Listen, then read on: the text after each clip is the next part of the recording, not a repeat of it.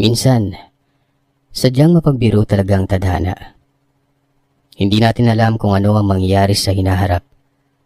At hindi rin natin alam na ang mga bagay na iniiwasan nating mangyari ay mismong sa atin pala magaganap. Itago niyo na lamang po ako sa pangalang Joy. At ang kwentong ibabahagi ko sa inyo ay kwento ng aking dalawang matalik na kaibigan. Ilang taon na ang nakaraan. Taong 1996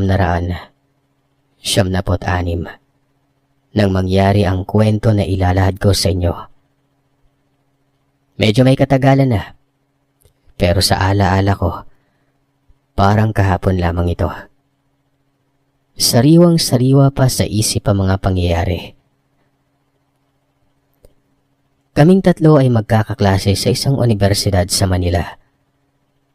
Pero tubo po kaming Mindanao, kung saan kaming tatlo ay magkakababata at magkaklase mula elementarya.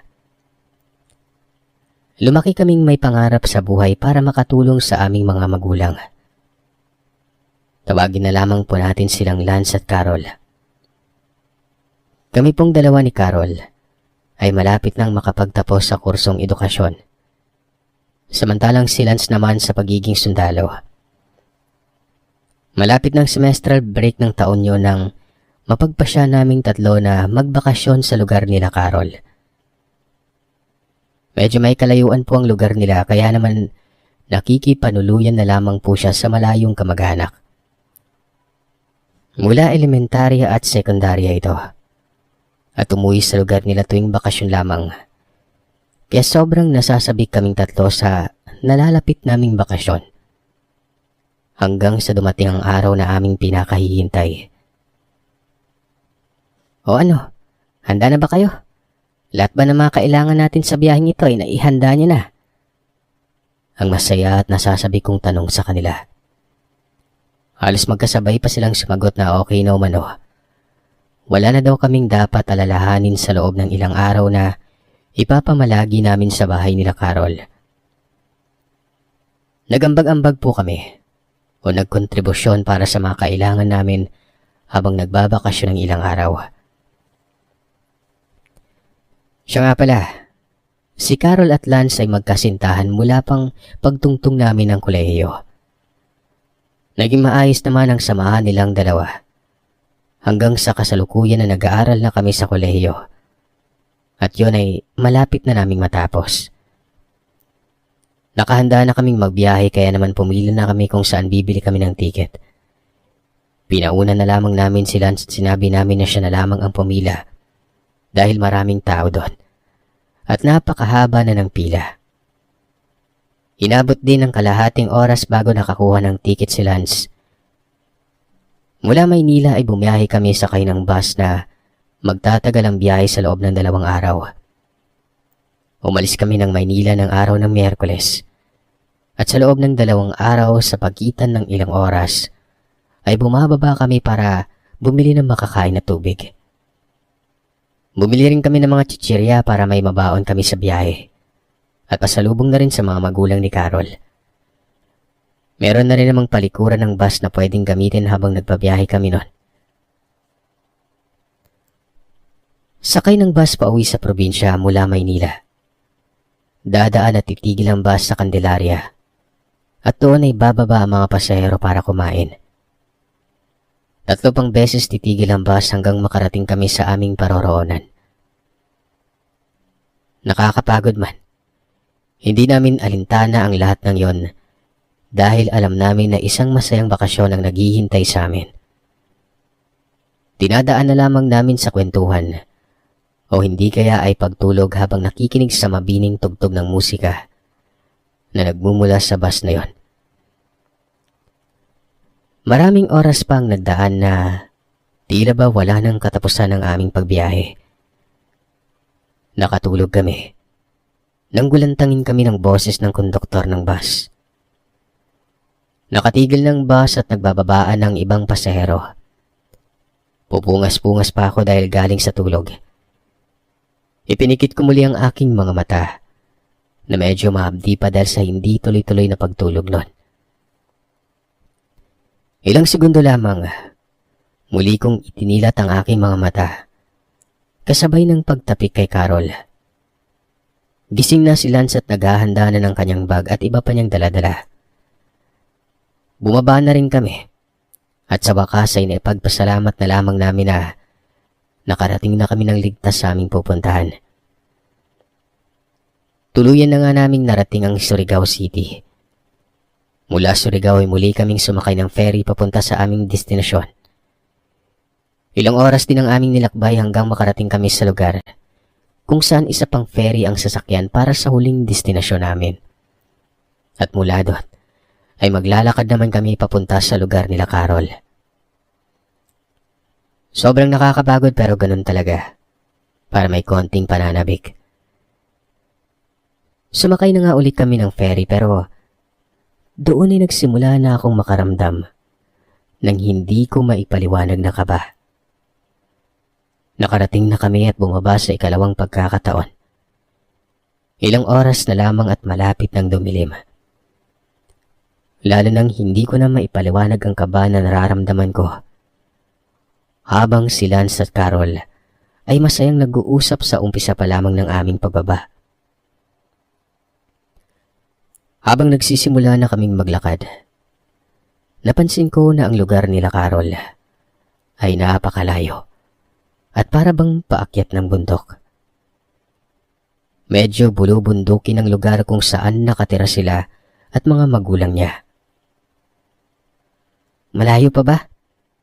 Napapagod kong tanong kay Carol.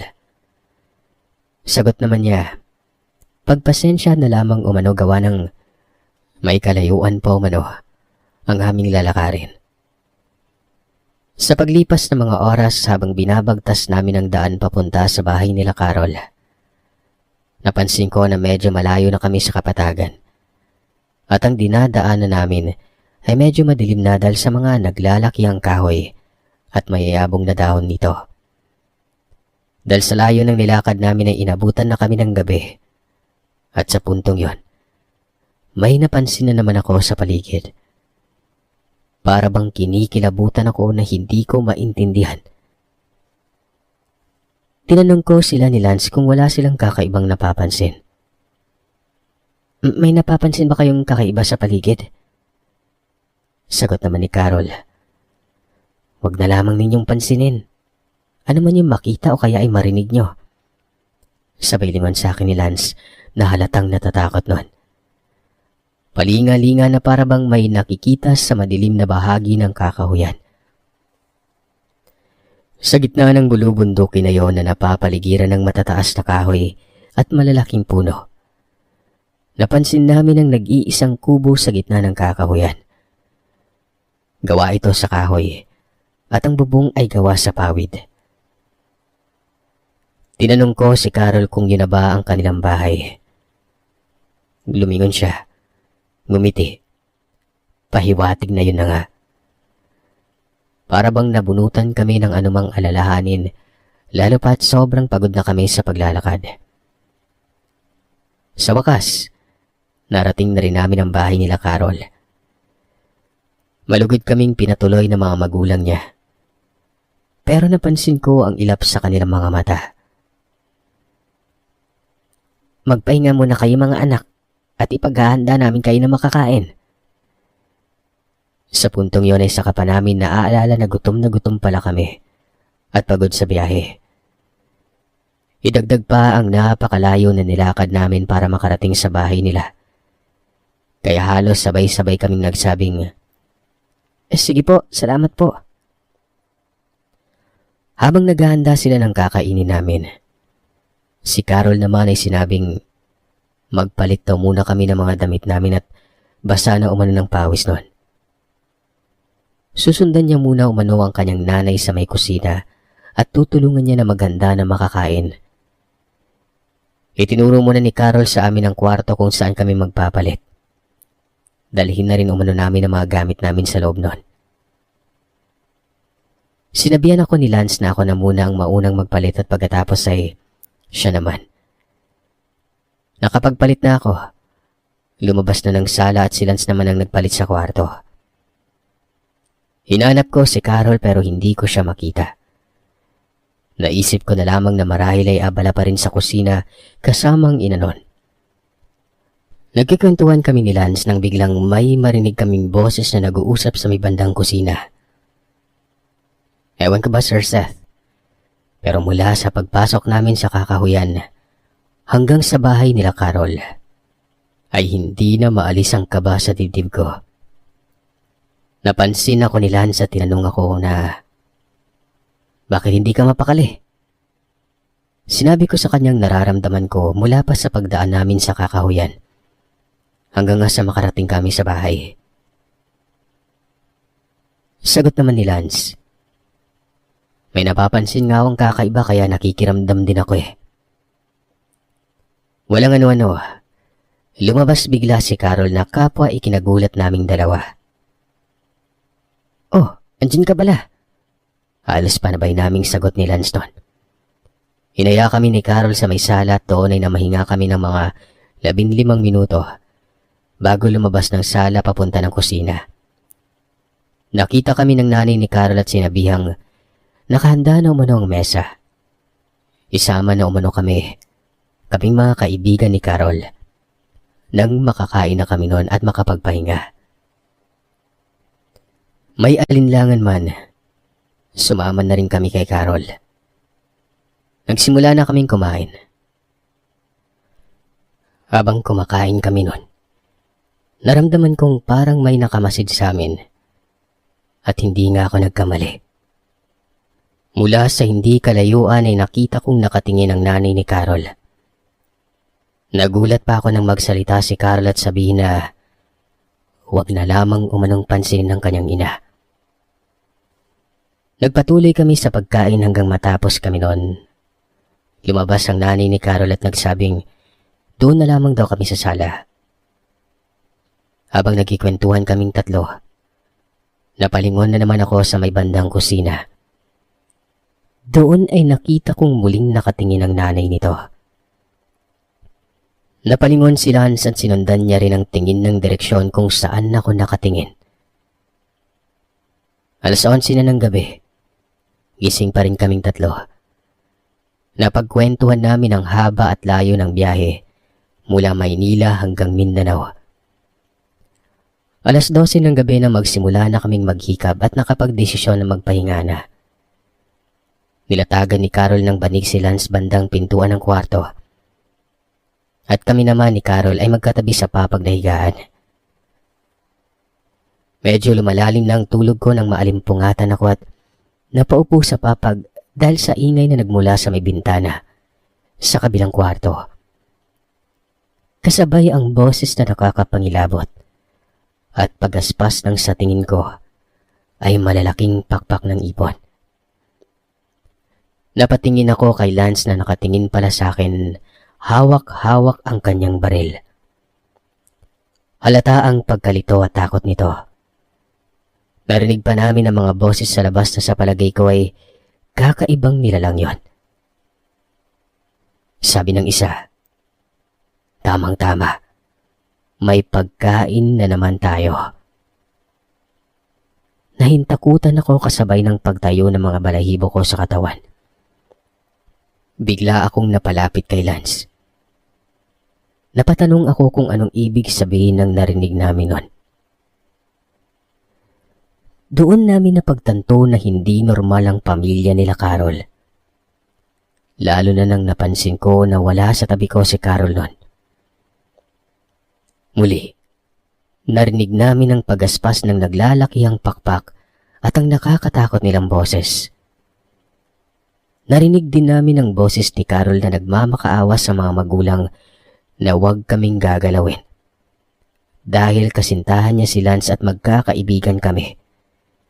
Pero hindi siya pinapakinggan ng mga ito. Sa puntong yun ay nagbubulungan kami ni Lance na kailangan naming makalabas at makatakas sa bahay na yon nang hindi nila kami napapansin. Kinuha namin ang mga tsinelas namin at sinabi kong kailangan na naming makalabas nang hindi nila napapansin nun. Narinig pa namin ang boses ng ama ni Carol na susunugin daw muna kami bago putol-putulin ang parte ng mga katawan namin. Dahan-dahan naming binuksan ang pintuan na halos walang tunog. Nasa may kusina ang mag-anak na aswang habang nagtatalo nun. Samantalang kami ni Lance ay patakbong palayo sa bahay nila Carol. Nang walang ano-ano, narinig namin ang malakas na pagaspas ng malalapad na pakpak palapit sa amin. "Saan ka pupunta, mahal ko?" Sabay kaming napalingon at nakita namin si Carol na ibang-iba ang anyo. May mahabang buhok at matutulis na mga kuko. May mahaba at malapad na pakpak. Kalahati ang katawan nito. Sisigaw na sana ako pero naging maagap si Lance at sinabihan ako na baka marinig ng nanay at tatay ni Carol. Wala kaming kalaban-laban sa kanila. Nagsalita si Lance sa puntong yon sabay tanong kay Carol kung bakit ito naglihim. "Alam mo mahal na mahal kita, pero bakit nilihim mo sa akin yung totoo mong pagkatao? At di mo ako may pagtanggol sa mga magulang mo?" Umiiyak si Carol habang humihingi ng kapatawaran. Itatakwil umano siya ng kanyang mga magulang at papatayin din umano siya. Nagsimulang lumapit si Carol kay Lance at mukhang susugurin ng nobyo. Ako naman ay mabilis na nakapagtago sa loob ng matataas na damo. Pero naririnig at nakikita ko ang pangyayari. Mabangis na sumalakay si Carol kay Lance. Namumula ang mga mata, kasabay ang pagsasabi ng mga katagang, wala pang nakakapunta doon na nakakalabas ng buhay. Napaupo sila sa unang pag-atake ni Carol. Sumugod muli si Carol pero sa pagkakataong yon ay mabilis na nahawakan ni Lance ang baril na nakasukbit sa kanyang bandang likuran. Pinaputokan niya ang dalaga pero nakailag ito. Sigaw ng sigaw si Lance na layuan na siya ni Carol. Nahayaan na lamang siyang makauwi nun. Paulit-ulit namang sinasabi ni Carol na mananatili lamang dapat si Lance doon. Magkaiba yung mundo natin. Mahal kita pero magkaiba tayo ng mundo, Carol. Kahit kailan hindi tayo magiging payapa. Muling sumugod ang dalaga. At sa pagkakataong yon, dumating na ang mga magulang nito at nakahanda ng ipagtanggol ang anak. Mabilis na nagpaputok si Lance at bumagsak nun. Nalilisik naman ang mga mata na nakatingin ng ina ni Carol. At hindi nagtagal, sumugod ito kay Lance. Halos himatay na ko sa mga nasaksihan habang nakatago sa matataas na damuhan. Mabilis na nakailag si Lance sa matatalas na ngipin ng ina ng dalagang manananggal. At kahit nahihintakutan ay nagawa pa rin itong paputukan ng ina ng dalaga. Bumagsak ito. At sa nagngangalit na boses ay biglang sumigaw si Carol habang tinatawag ang mga katagana, nanay at tatay. Natulala si Lance sa tuwaring pinagsisiyan ng mga nangyari. Hindi nagtagal lumingon si Carol sa nobyo at sinabing tumakbo ito. At kapag naabutan daw ng dalaga, ay papatay niya ito. Tumakbo si Lance habang ako naman ay naghahanap ng mapagtataguan. Nagpalipat-lipat ako sa malalaking puno habang nakasunod sa kanila. Biglang nagsalita si Carol sabay sabing, "Takbo, mahal ko. Takbo." Nagpalipat-lipat sa pagtatago sila sa malalaking puno na ang tanging liwanag ay ang bilog na buwan.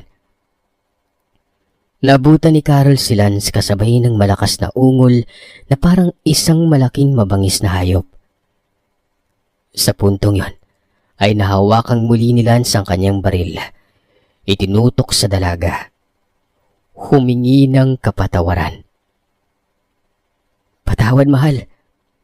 Ito lang ang alam kong paraan para matigil ng pagiging hayop mo." Kasabay ng pagtulo ng luha ng binata ay ang pagputok ng baril nito. Hindi napuruan si Carol. Sa huling pagkakataon ay ipinutok muli ng binata ang baril. At nang tingnan niya ang dalaga, unti-unting nagpalit ang anyo nito. Umiiyak na humingi ng tawad kasabay ang pagsabi ng mahal na mahal niya si Lance. Binibigay niya na umano ang kalayaan dito. Umiiyak ako na lumabas sa aking pinagtataguan. Bahagya akong nilapitan si Carol na kaibigan ko. Niyakap ko siya. Humingi ng tawad. Hinawakan ko at inaplos-aplos ang napapagod ng si Carol. Sinabi kong magpahinga na siya. Tumayo ako at hinanap si Lance at nakita ko siyang umiiyak sa hindi kalayuan. Tinawag ko siya at pinalapit sa kanyang nobya. Hinawakan niya ang kamay ng nobya nun, habang taos-pusong humihingi ng kapatawaran. Ngumiti ng bahagya si Carol. Sinabihang umalis na kami. Sa huling pagkakataon ay niyakap ni Lance ang nobya na nag-aagaw buhay na. Sa tulong ng konting liwanag na tumatago sa taas ng kakahuyan, unti-unti naming narating ang daan pababa. Nakabalik kami ng Surigao. Dala-dala ang karanasan na hindi namin sukat akalaing mangyayari sa amin. Hindi man maganda at naging nakakahilakbot ang nangyari sa amin sa aming napagdaanan. Nagawa naming malampasan yon. Nagkanya-kanya na kami ng landas ni Lance matapos makapagtapos sa pag-aaral. Hangad namin pareho na magkaroon ng kapayapaan at sana'y makamit namin ang minimiting tagumpay sa mga kursong aming napagtagumpayan. Maraming araw pa at buwan ng mga taon ang lumipas. Nabalitaan ko na lamang na nadistino si Lance bilang isang sundalo sa malayong lugar, kung saan maraming rebelde ang nanggugulo sa mga mamamayan. Mahirap ang mga laban na kinaharap at nasubaybayan ko ang lahat ng yon sa mga balita. Dahil sa kanyang dedikasyon at pagmamahal sa bayan ay nagkaroon siya ng parangal. At pagkatapos ng kanyang misyon ay nagkita kami ng nagkaroon ng reunion ng aming paaralan. Muli naming binalikan ang nakakatakot na karanasan nun. Pero ngayon ay pinagtawanan na lamang namin ang lahat ng ito. Na-promote si Lance. Ako naman ay nagtuturo sa isang pang-sekundaryang paaralan at nagkaroon na rin ng sariling pamilya. Paminsan-minsan ay naaalala ko pa rin ang karanasan namin yon na itinuturing ko na lamang na isang pangyayari na ayaw ko nang muling maranasan pa.